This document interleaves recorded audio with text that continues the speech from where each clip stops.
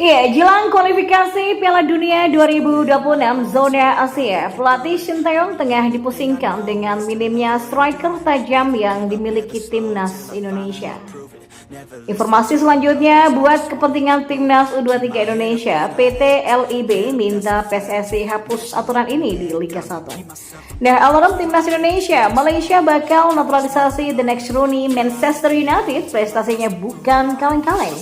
Dan efek Shin Tae-yong, Marcelino Ferdinand akui sekarang timnas Indonesia tak gentar hadapi lawan yang kuat. Berikut kami akan coba merangkum berita terbaru dan terhangat seputar timnas Indonesia. Simak kabar lengkapnya di kanal Berita Bola hanya untuk Anda.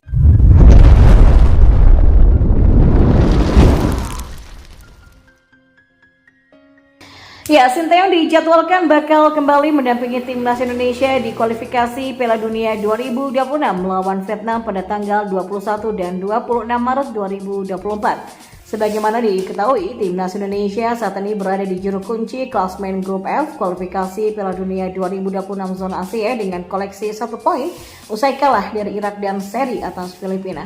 Maka dari itulah poin penuh wajib diperoleh timnas Indonesia di 4 laga tersisa penyisihan Grup F kualifikasi Piala Dunia 2026 agar bisa melangkah ke fase selanjutnya. Ya, meski begitu, Shin Tae-yong kini tengah kesulitan dalam mencari striker untuk memperkuat timnas Indonesia di kualifikasi Piala Dunia 2026. Pasalnya, beberapa striker yang pernah dia panggil sebelumnya seperti Rafael Struijk, Hoki Caraka, sampai Ramadan Sananta belum bisa membayar kepercayaan Shin Tae-yong. Tapi Shin Tae-yong tidak perlu khawatir terkait krisis striker yang sedang dihadapi timnas Indonesia karena ada pemain naturalisasi ini yang bisa jadi opsi di lini serang. Lantas siapa saja pemain naturalisasi yang dimaksud? Berikut adalah ulasannya. Yang pertama ada Osas Saha. Ya, meski sudah tak lagi berusia muda, tapi performa Osas Saha bersama PSBS Biak di Liga 2 musim berpeluang bawa timnya promosi ke Liga 1 pada tahun depan. Pemain berdarah Nigeria ini dikenal punya banyak pengalaman bermain di kompetisi Indonesia ataupun Malaysia hampir di sepanjang karirnya. Osas Saha pernah merasakan tampil untuk timnas Indonesia ketika dilatih oleh Simon McManamy pada September 2019 lalu dengan mencatatkan 2 kali penampilan. Yang kedua ada Stefano Lillipali. Pemain keturunan Belanda Indonesia itu belum kembali lagi dipercaya oleh Shin Tae-yong untuk memperkuat skuad Garuda dalam beberapa tahun terakhir. Kini tak ada salahnya lagi bagi Shin Tae-yong untuk kembali memanggil Stefano Lillipali ke timnas Indonesia yang sedang krisis pemain depan. Hal ini karena Stefano Lillipali tengah dalam performa yang memukau di Liga 1 musim ini bersama Borneo FC setelah mencatatkan 9 gol dan 13 assist dari 24 laga. Selain itu, Stefano Lillipali juga punya pengalaman bersama timnas Indonesia setelah tampil sebanyak 29 kali serta mencetak 2 gol dan 6 assist. Atas dasar itulah tampaknya tidak butuh waktu yang lama bagi Stefano Lillipali untuk beradaptasi dengan taktik Shin Tae-yong jika kembali dipanggil ke skuad Merah Putih.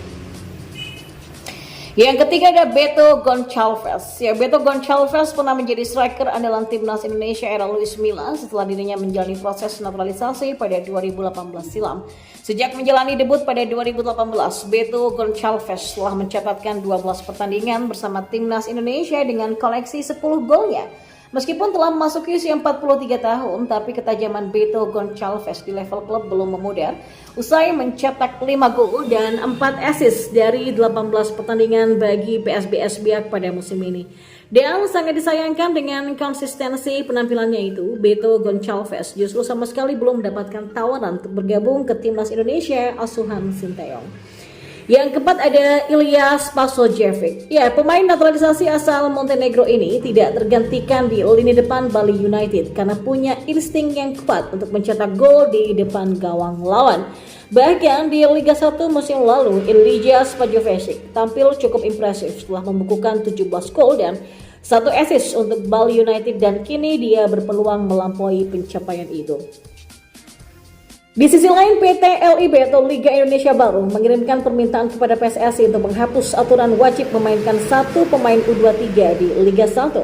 Hal ini dilakukan untuk membuat kepentingan timnas U23 Indonesia yang bakal berlaga di Piala Asia U23 2024 pada 15 April mendatang. Seperti diketahui belakangan ini, klub-klub Liga 1 mulai berteriak saat timnas U23 Indonesia bakal tampil di Piala Asia U23 2024. Beberapa klub seperti Persija Jakarta sampai Borneo FC dengan tegas menyatakan enggan melepas pemainnya ke timnas U23 Indonesia. Hal ini karena ajang 2 tahunan itu dipastikan bergulir bertepatan dengan sedang berlangsungnya kompetisi Liga 1. Situasi ini pun membuat beberapa klub mulai kelimpungan karena timnas U23 Indonesia membutuhkan pemain dari klub Liga 1. Sementara kompetisi Liga 1 punya aturan atau regulasi yang mewajibkan klub untuk memainkan satu pemain yang masuk kategori U23. Ya, tentu saja kondisi ini tidak mudah bagi klub Liga 1 yang pemainnya mendapatkan panggilan ke timnas U23 Indonesia. Pasalnya, klub bisa kehilangan 1 atau 2 pemain U23 untuk memperkuat timnas U23 Indonesia. Hal ini pun tidak akan menguntungkan bagi klub karena mereka pasti akan mengalami kesulitan mencari pemain U23 yang bisa mengisi posisi tersebut dengan baik. Apalagi regulasi pemain U23 ini tak main-main, di mana di Liga 1 diwajibkan pemain muda ini untuk tampil selama 45 menit. Klub jadi tak akan mudah melepas pemainnya di timnas U23 Indonesia karena aturan tersebut cukup memberatkan. Dan melihat situasi ini, PT LIB sebagai pengelola kompetisi mencoba untuk mencari jalan yang terbaik. Solusi coba diberikan untuk kepentingan timnas U23 Indonesia ataupun untuk klub-klub yang bertanding di Liga 1 sendiri.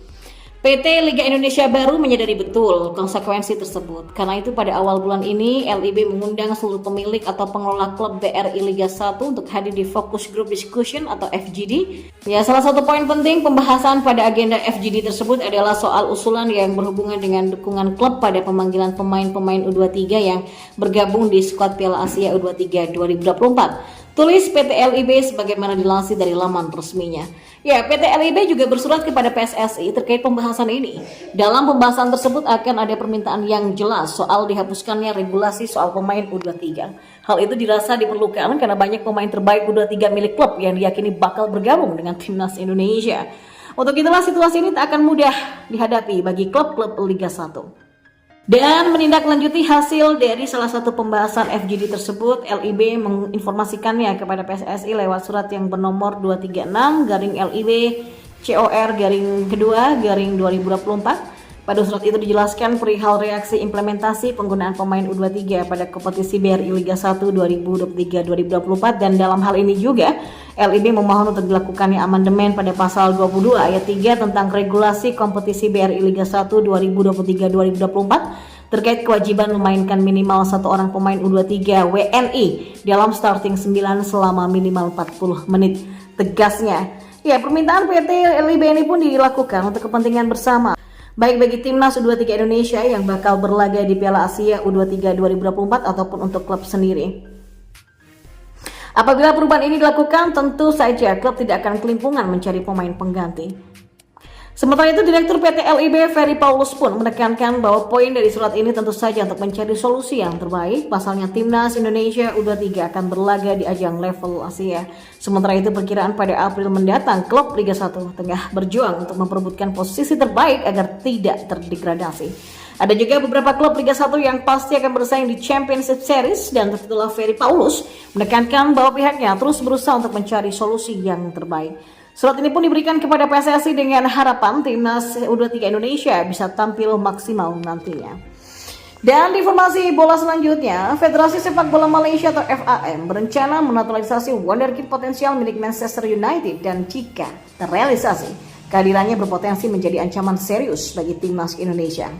Melansir dari laman hemetro.com disebutkan bahwa Federasi Sepak Bola Malaysia telah memantau bakat Ethan Joseph Wedley yang bersinar di Liga Inggris. Masih dari laporan Hemetro, kabarnya Wedley akan masuk dalam daftar naturalisasi karena punya garis keturunan Malaysia lewat neneknya. Ya, jika melihat dari data transfer market, nama Ethan Joseph Wedley terbilang cukup menjanjikan dan punya potensi untuk jadi rising star di masa depan. Tercatat pemain yang saat ini bergabung dengan skuad Manchester United U18 tersebut merupakan tumpuan setan merah junior di ajang Liga Inggris U18. Secara statistik, Ethan Joseph Wedley yang masih berusia 18 tahun tersebut terbilang sangat mengesankan. Di Liga Inggris U18, Wedley sejauh ini sudah mencetak 7 gol dan memberikan 2 assist dari total 21 laga di semua ajang musim ini. Ethan Joseph Wedley juga berkontribusi dalam membantu Man United menempati posisi pertama di tabel klasemen Liga Inggris U18 Divisi Utara.